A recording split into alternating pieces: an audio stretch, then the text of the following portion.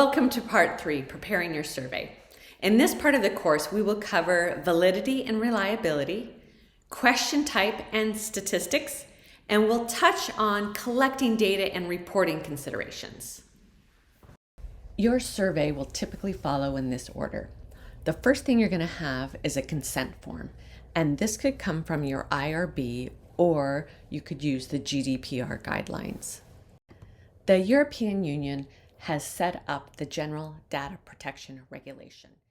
The purpose of the GDPR is to provide a set of guidelines for data protection, making it easier for participants to understand how their data is being used and protected. The second section of your survey will be the screening questions. These will be the questions that will determine whether the participant is appropriate for your survey or not. You want to be sure to include any questions that you are using for quotas in the screening section. For example, if you want to ensure that half your participants are male, you need to have that demographic question up front. You should also start broad and get narrower. For example, if you are studying female teens with psoriasis, you would start with gender, then age, and then the disease. You also want to disguise what you're after. So instead of asking, do you have psoriasis, yes or no, you would list psoriasis among several other conditions or diseases. And you really want to keep your screening questions to the minimum. You don't want too many questions.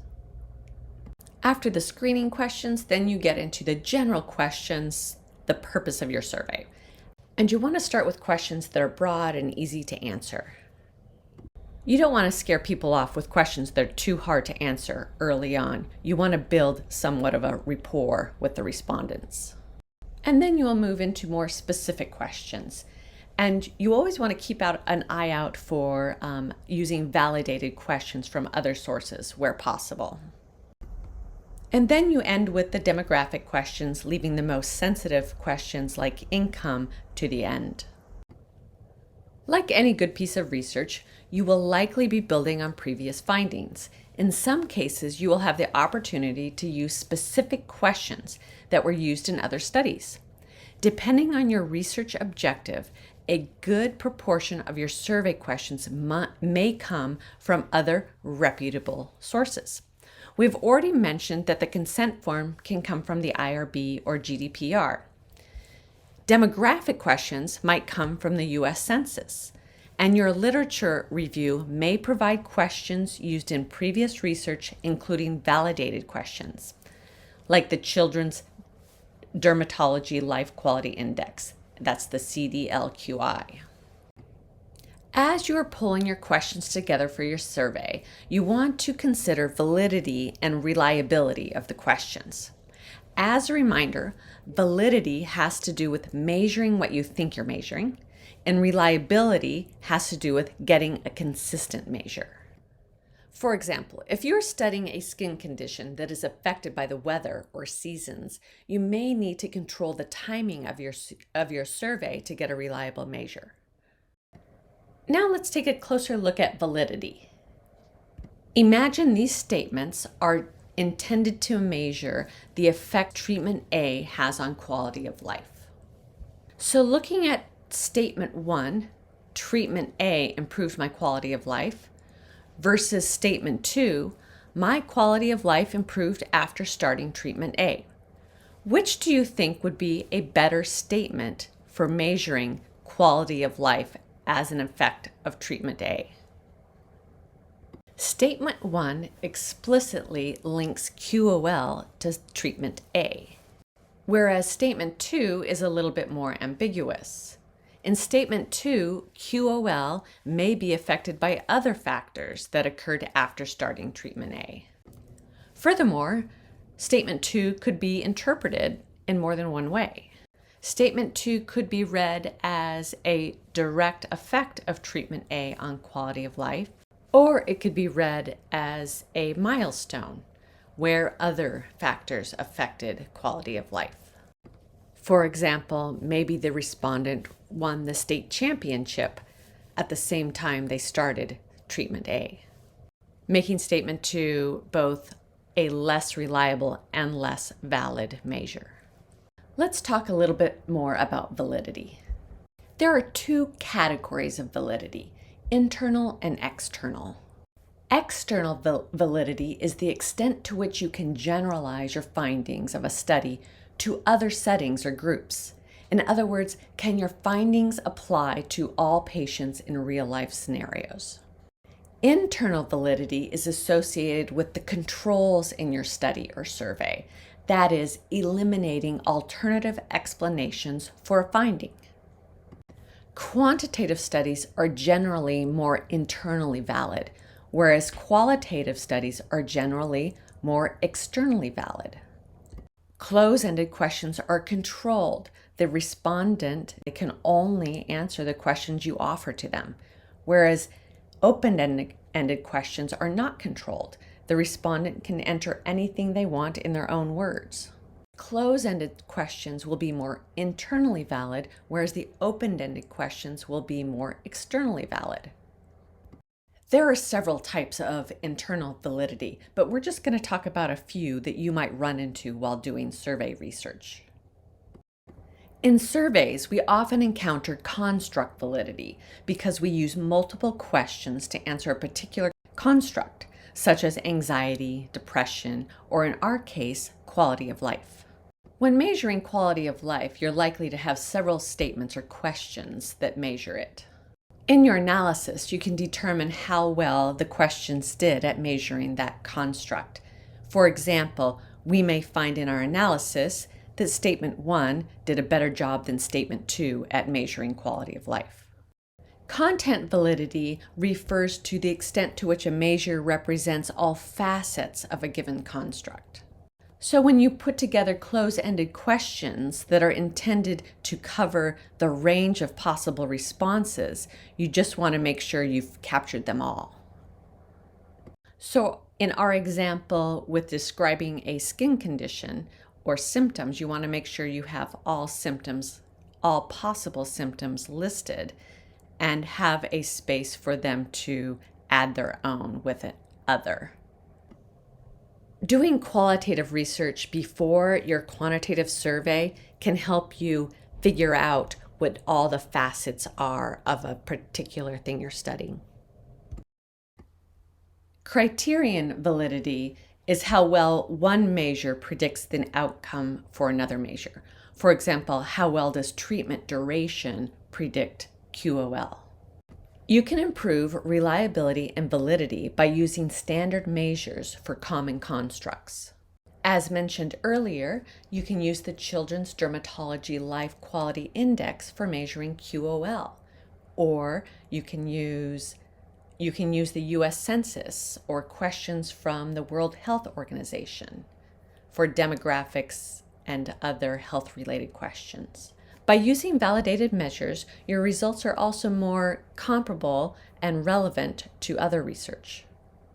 Whether you are using questions that are validated that were created by somebody else or you're creating your own, you want to make sure you determine your analysis plan early. You should decide how your questions will be analyzed at the time you're writing your research objective. If you have a statistician on your team, it's critically important that he or she reviews your questions, particularly the type of data that the questions produce. As you are designing your questions, you need to keep in mind how that data will be analyzed. As a reminder, there are 4 types of data. There's nominal, which is like categorical data, ordinal data, which can be ordered or ranked, interval data, so there's equal intervals between the options, and ratio data, which is like a number. The higher level data, like ratio data, think of numbers, has more flexibility in terms of analysis because you can turn numbers into ordinal or nominal data. You can turn interval data into ordinal or nominal data, but it can't work the other way. You can't turn a category like nominal data into a number. So your question types will produce one of these data types. For example, single select radio buttons or multi-select checkboxes, when you've seen those in that question format, that's going to give you nominal data. Think about a demographic question or preferences. Likert questions or rank questions will give you ordinal data. Think of attitudes towards something, whether you strongly agree or disagree with a particular statement, or maybe ranking the severity of side effects. That's ordinal data. Numerical response questions will give you interval or ratio data. The difference between interval and ratio just has to do with whether there's a true zero involved. Temperature and dates don't really have a true 0 point, whereas age, height, and weight do. A zero means the absence of height or weight. And then your open-ended questions will give you qualitative data.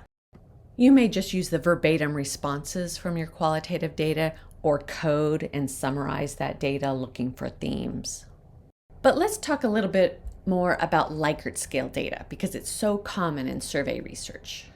Likert scale data is technically ordinal data. However, they are commonly treated as interval data in analysis. But should they be? In our ordinal example, how satisfied are you with treatment A, you can see that our scale is relative, from very satisfied to very dissatisfied.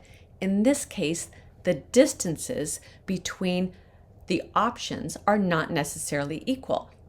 Individuals can interpret the scale differently. It's a subjective measure. For example, I might feel like very dissatisfied and somewhat dissatisfied are close together. Well, you may not. Whereas in our interval or ratio example, how many doses of treatment A have you completed? There's no question that the distance between 1 dose and 2 doses is equal to the distance between 2 doses and 3 doses. The scale for doses is universally understood. It's an objective measure. So taking the mean or standard deviation for number of doses is also universally accepted. It's something you can do with numbers. However, taking the mean and standard deviation of a satisfaction rating might be challenged by some because it's not a uniform scale. It is not technically an interval scale. But you see it all the time. People report mean satisfaction scores. So what are your options in this case? The first option is just to treat Likert scale data as ordinal data, which it is. You just have to analyze it with non-parametric statistics. Parametric statistics and non-parametric statistics are just two broad classifications of statistical procedures. Parametric stats are based on the assumption of a normal distribution, and that distribution is established by means and standard deviations. But if we're going to treat our Likert scale as ordinal data, then we can't take the means and standard deviations, so we can't have that assumption of normality. And that's fine. We can just use non-parametric stats that run your data based on the relative position or the ranks of the data rather than using the means and standard deviations. If you want to learn more about using non-parametric statistics, there's a good reference on this slide to the Mayo Clinic and an article that describes it well. Another option is to make your Likert scale data more like interval data. You can do this by using composite scores rather than a single score. If you have several questions that measure one construct, such as the QOL, then you can take means and standard deviations of the composite score.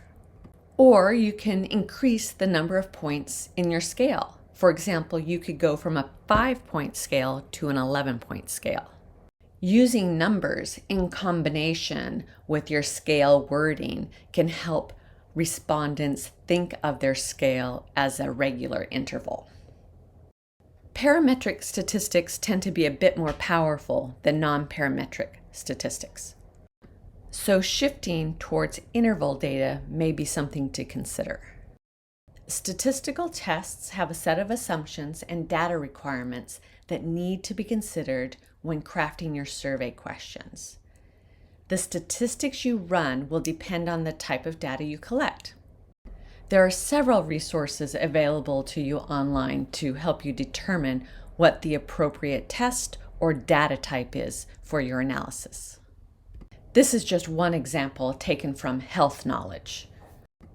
Using our example, our treatment type is nominal, treatment A or treatment B, and the outcome is QOL score, and we can assume it's normally distributed in this example, and so it would require a t-test.